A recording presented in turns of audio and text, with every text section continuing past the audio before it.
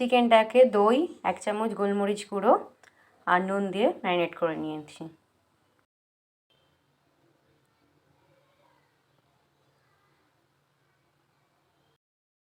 এবার মশলাগুলো মিক্সিতে পেস্ট করে নেব।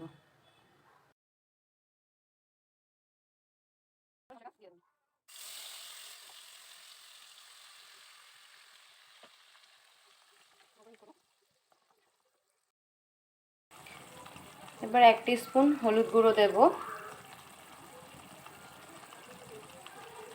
1 টিস্পুন লাল লঙ্কার গুঁড়ো দিয়ে দেব আর 1 টিস্পুন নুন দেব।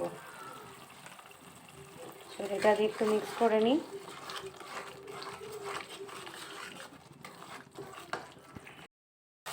আর 1 টিস্পুন জিরে গুঁড়ো দিয়ে দেবো।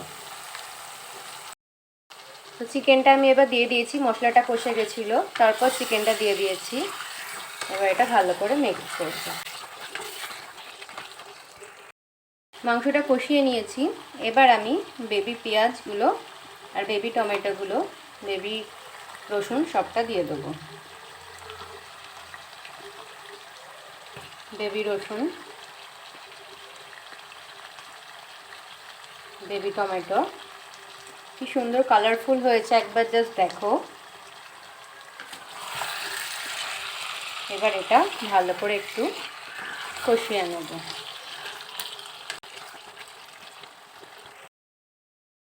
কালারফুল টাইপের দেখতে লাগছে। তো এবার আমি নামানোর আগে আমার বাড়িতে হোমমেড তৈরি করা ভাজা মশলা 1 চামচ দিয়ে দেবো।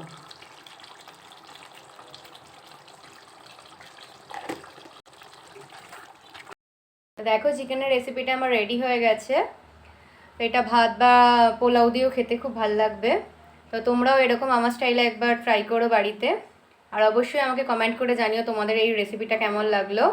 যদি রেসিপিটা ভালো লেগে থাকে তো অবশ্যই আমাকে লাইক, কমেন্ট, শেয়ার, সাবস্ক্রাইব করো। তো চলো নেক্সট ব্লগে দেখা হবে। টাটা।